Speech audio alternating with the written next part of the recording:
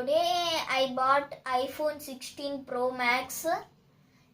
Today I am unboxing the iPhone 16 Pro Max.